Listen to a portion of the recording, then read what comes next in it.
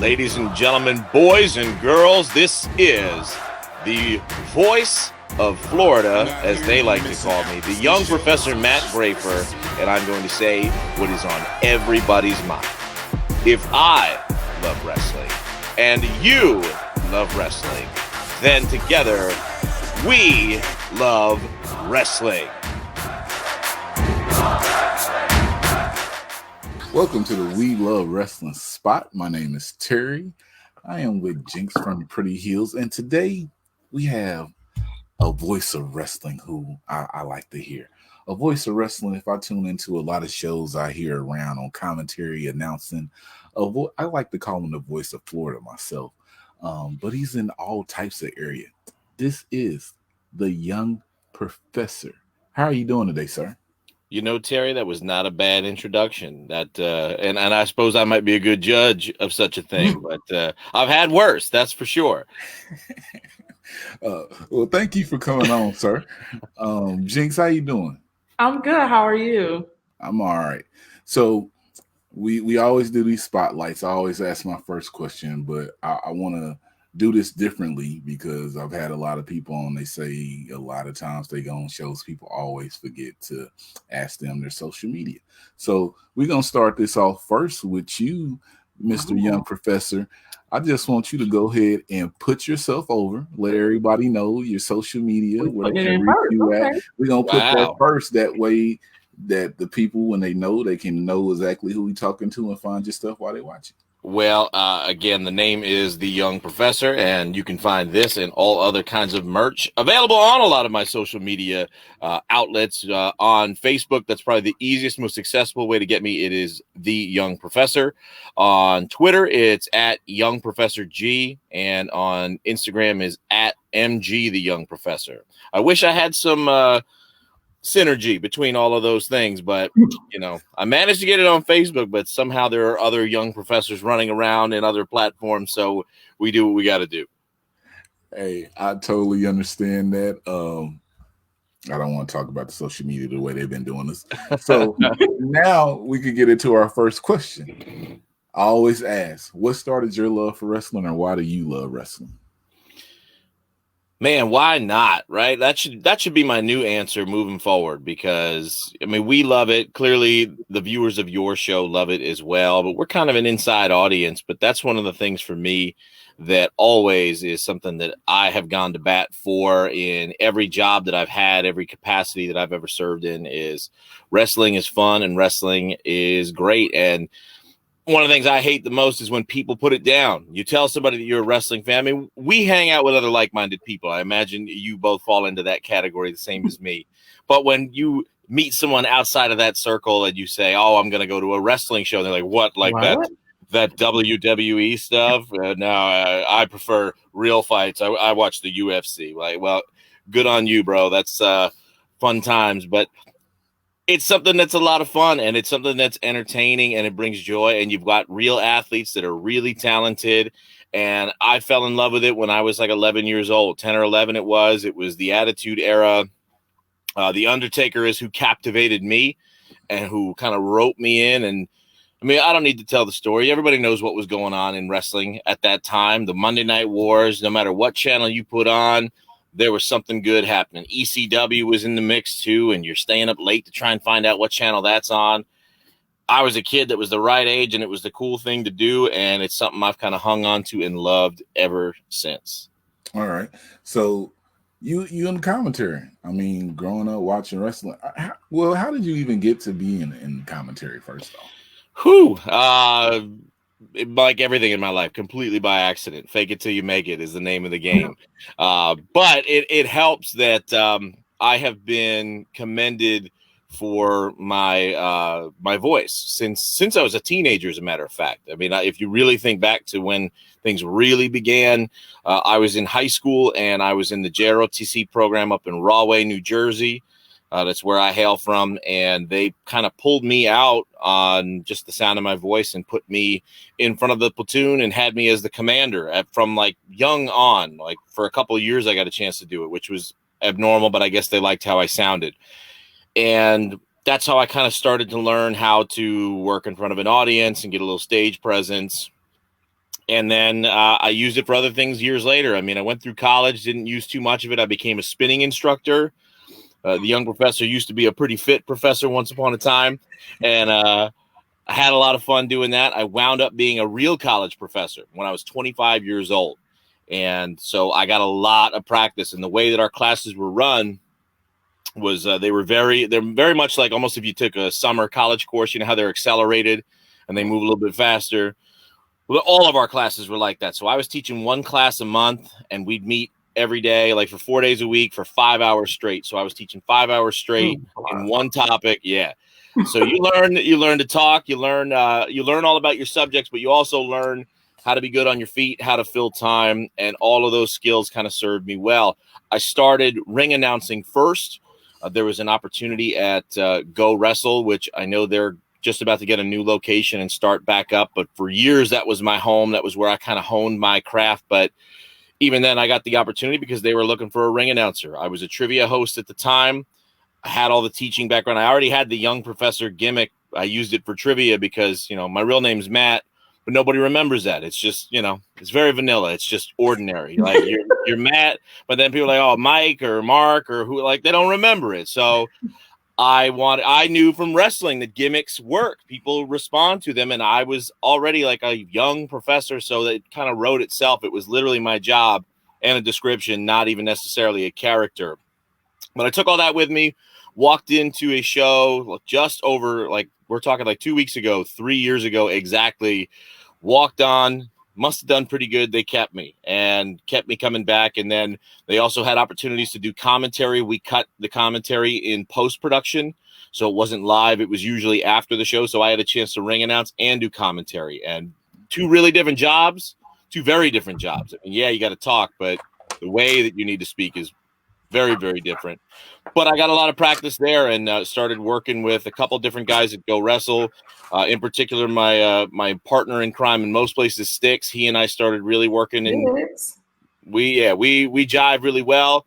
I used to hear him on the radio here in Daytona. He used to be a radio host, like in the morning when I woke. In fact, I won tickets to TNA Bound for Glory from him 10 years ago, and we didn't even know each other, but we kind of put it all together later. So, the tangled web we weave. I like that tangled web. You said some things in there that's going to make me segue to Jinx. You said the ROTC, she has a history with that type of stuff. But Jinx, I'm going to go ahead and let you get a little bit in here with the professor. Thanks for hinting at my military background. So we see you're sitting in your closet. You're known again for your voice. And how did these suits and the wardrobe start? When did you start to build that into your character? That was a full year into it, I would say. And it was just one of those things where as I kind of started working on the skill, the skill is that's your meat and potatoes, right? Like you need that substance. You need that at the core, because that has to be there in the job. And that was the same even in trivia. In trivia, I used to wear, oh gosh, I got them here, I think somewhere. That's the nice part about being in my closet is I've got shirts and stuff. So I kind of started using a gimmick there where I wore jeans, but I started wearing certain kinds of shirts. I started buying certain things, like all my clothes either had like the Riddler or a Mario question block. And it was like, oh, he's the question guy. He's the professor. And it's like people kind of liked it. And I kind of knew that there was something to the whole wardrobe thing. And for the first year, I just wore a blazer, a very cheap, very nondescript blazer. And then I got a couple other colors of it, but with a polo shirt underneath and black dress pants.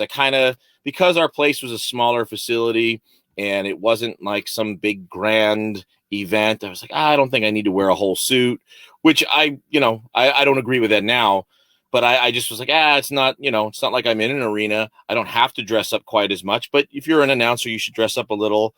And then I got 2 years ago, my first chance to work. I know it was the Duval Brawl a couple weeks ago, but the first event that Elijah Burke ran with FEW in Jacksonville for his charity was called Homecoming. And that was really my first outside event. That was the first time I had a chance to get out of Go Wrestle and do what I did elsewhere. And I knew it was a big deal for me. I really wanted to do a good job. I wanted to impress. And I picked up the purple tuxedo, and a blue and the red. I picked up a couple different colors, and I wore it there. And then I've been wearing them ever since. And all the colors and the flashiness, I started to notice that got a lot more reaction. It's not that like my performance wasn't good anyway. I kind of had an idea that it was based on the feedback I got. I just wanted something that kind of stood out. And it's not completely original. If you look at a lot of announcers throughout the country, you look at Bruce Buffer, you look at the guys in MMA in particular that are on TV and HBO boxing, they're doing it. They're wearing all of that. So I didn't invent this idea. But I was certainly, I think, one of the first ones to really start seriously doing it in Florida. And it's amazing how within the next year, everyone started to get better clothing. But that's a conversation for another day. Yeah, go look at photos of people and just watch the timeline. The evolution. I don't think it's by accident, whatever. But yeah, I just start, and then they got more colorful, and I eventually just started grabbing things to have for almost every occasion, almost to the point where it's a joke, but people like it. Like, oh, it's President's Day. Oh, you mean this USA suit that I have here? Oh, and just you name. I have a Mardi Gras suit. I'm not going to Mardi Gras, but I have a Mardi Gras suit. For like, oh, Fat Tuesday was this past week. Here's this Mardi Gras suit, and so people respond to that. So you need the steak, which is the performance, but the sizzle is the presentation, and that was, I felt like, the last thing I needed to kind of put it all together. Okay. That's dope. Because seeing you in person quite a few times here now, I've always, like you say, I've always been amazed by your talent announcing, and then I'm like, he's always in something new. Like, what's next? I start to look forward to it. And you mentioned the ring announcement. I know Duval Brawl 3 just happened a couple of weeks ago. You did the ring announcement and the commentary for it. So, but me personally, I walked in there with my bedazzled boots on, and I'm like, dang, Professor, can you let me have one? Yeah, I got a lot of shiny shoes. In fact, you see them all up there. This is, they're all up there. I've got them in like every color of the rainbow and everything else in between. So I'm just ready to go. That's awesome. So do you have anything coming up next that we should be looking out for? Gosh, so based on when this is going to air, I'll have just finished with Ignite Wrestling and Atlanta Wrestling Entertainment, and AWE is airing on TV. It's on a channel called Right Now TV. And so actually that you can catch if you don't have that in your local market, which I know we're on in Knoxville, Tennessee, Atlanta, Georgia, a bunch of other areas, but my family lives in Knoxville, so I thought it was cool that it aired there.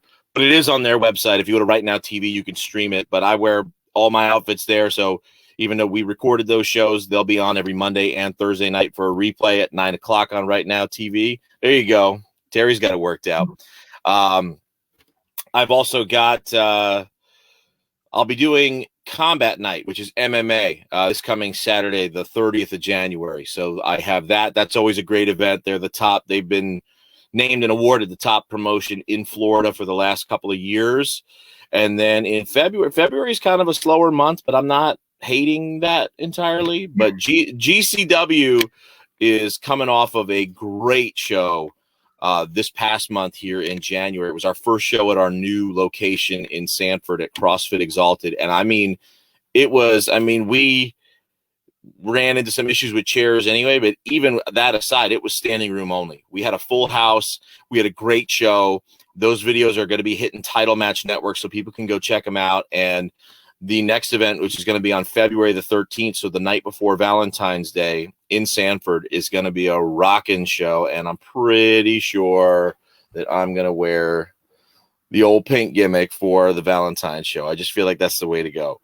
Of course, gotta be in the theme and the mood for Valentine's Day. That's it. You got to set the tone. Most people are gonna wear red. I'm gonna wear pink. We got to keep that balance. That's important. Right, Terry. Back to you. Back to me. Shooting it back to you. Oh man, he just said he left a GCW event. Some good talent. I heard about it. Who was your favorite person on the show? What is something that when these hit the Title Match Network, Or they might be on the Title Match Network according to when they put them out and you're watching this. Right. Who are some people that impressed you that we should be looking at? I got to tell you, so I mean, just even the three of us have been crossing over a lot lately in the last couple months. We have met up in all corners of the US of A, from Indianapolis down to Miami to Jacksonville, Florida. Yeah. But the first time I got a chance to see Queen Aminata was in Indianapolis, and her and Trisha Dora had a match, and it was a good match, but that was also a crazy day, but I don't remember that standing out too crazy. And that's not an insult to either performer.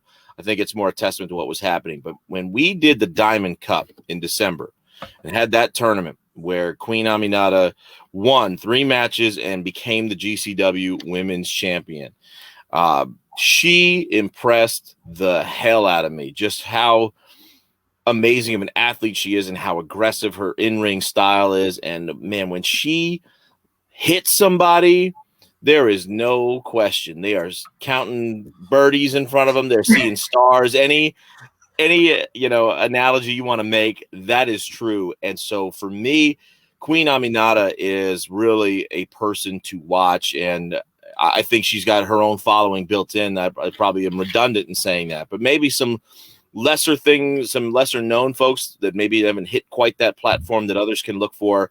I thought the tag team match was great. We had the Metro Brothers, who they're nasty, they're brash, they're smash mouth. They came out and had a banger with Culture Inc. And Malik Bosidi and Eli Knight have been my boys for years. Like Eli Knight had his tooth knocked out of the show I was at like a year and a half, 2 years ago.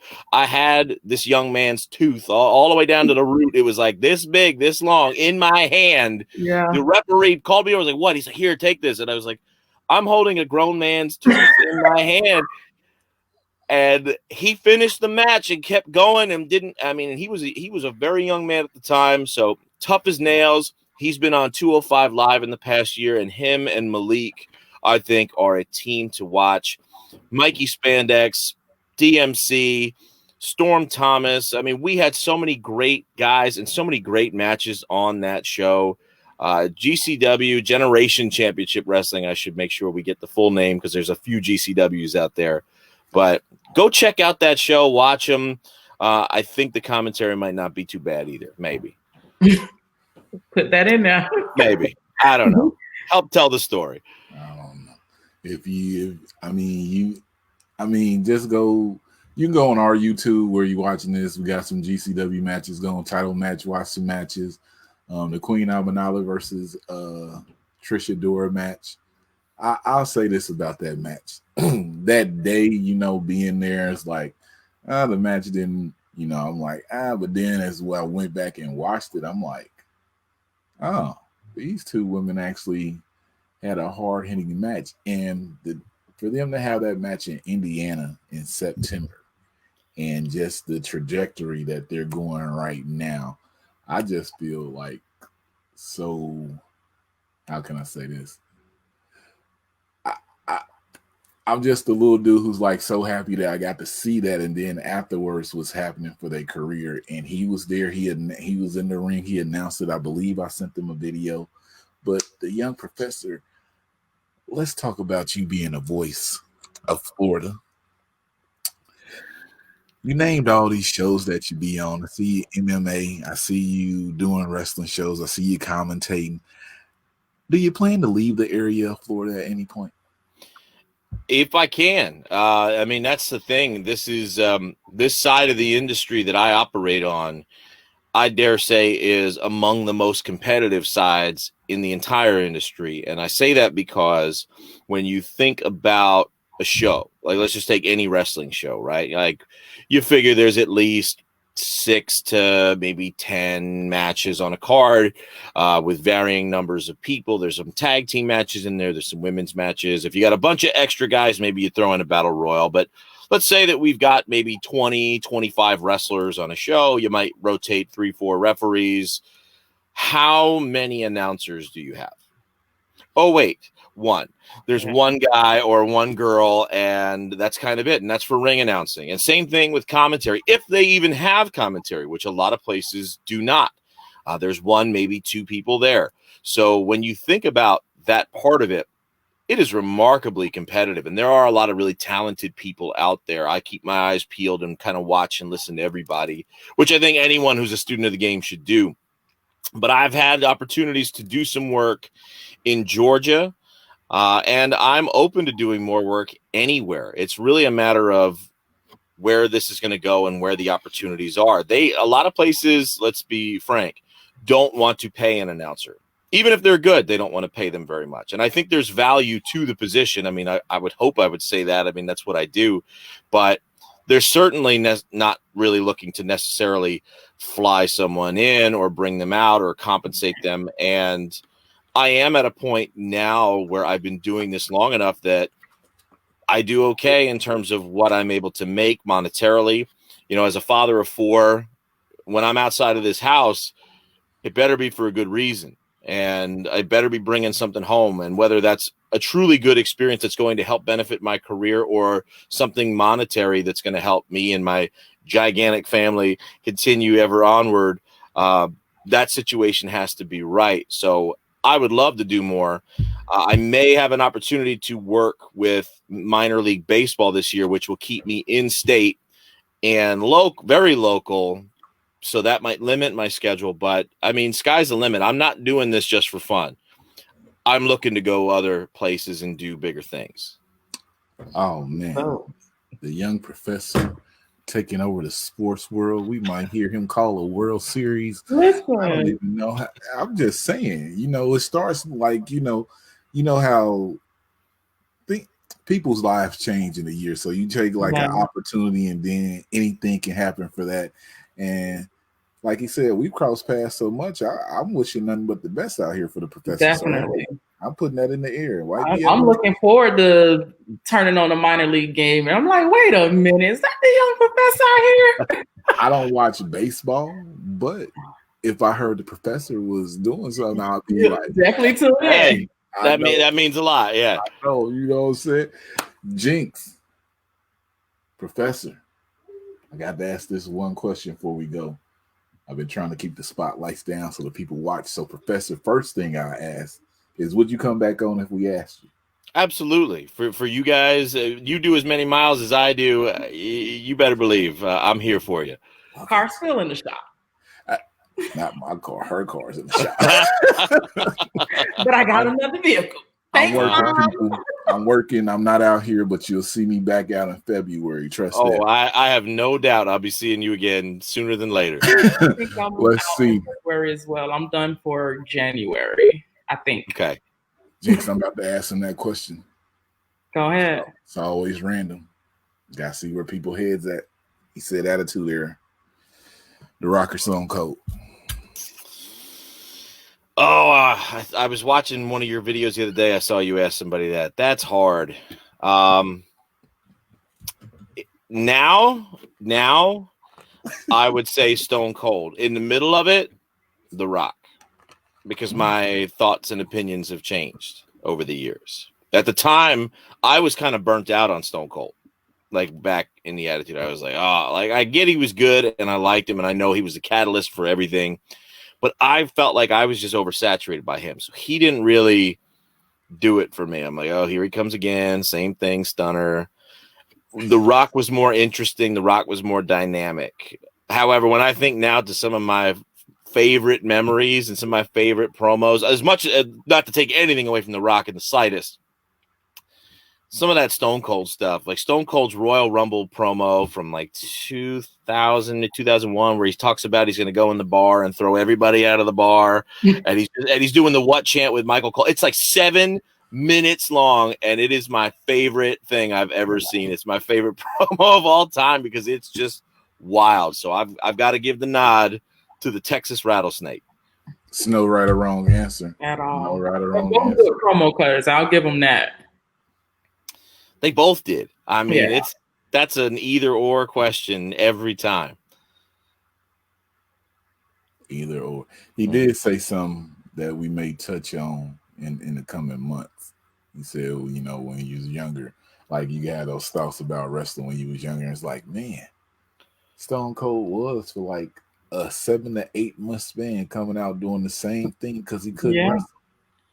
And I remember that time because I was in high school and I was like, bruh, I'm over this dude right now. Right, right. So I remember that, but we'll But talk you about can't help that but later. GCW, he did talk about that Generation Championship Wrestling. He mentioned the Love of Wrestling, February 13th in Sanford, Florida. If you go on their site, you'll probably see that we're back on again. January 30th, I think they got Nova Rising with this guy who I don't know, his infatuation with Goldberg is ridiculous. Aaron Nova. But they got let me put him over a little bit. Okay. Aaron Nova is low key one of the most entertaining people that I've ever met. The guy is so funny. He's got such a good mind for it. He's a good worker too. He's not the biggest guy, so I think it's easy to get him to overlook Nova. But if you watch that guy, you watch what he's doing, watch the promos that he's a part of, what he produces, and he does a lot behind the scenes of several different places as well. I would love to be on that show. If I hadn't already been booked for MMA, I would be at Nova Rising. But yes, January 30th, that is a spot that you want to watch. And I have no doubt that will be a wildly entertaining show. Hey, I'll put Aaron over it a little bit too. If y'all don't know the guy, go follow him on social media. I like messing with him, so I saw him at the last show. He walked by me, and I just looked him in the face, and he's like, "What's up, bro?" I was like, "Boo," just because. But I like Nova, and he's the promos he's cutting. He's out there. He'll be at Ignite. He was at Ignite 2 with you, wasn't he? Yes. I just saw that. Good old Nova. I'm glad to see him and be on the road and see him when I get places. That's I enjoy working with good people. That's a good thing. Jinx, before we go out of here, you got any last things for the professor? I'm good. I'll see you. Look, I'll see you around. Yeah, right. Wherever we get next. Sounds good. I'm looking forward to it. Thank you both, Terry, Jinx. I appreciate you guys. Thank you, Professor. Wherever you at, I know we'll come across each other. I don't even know. It'll happen anywhere, anytime. Yep. What's up? Y'all gonna be here? Never know. We might be.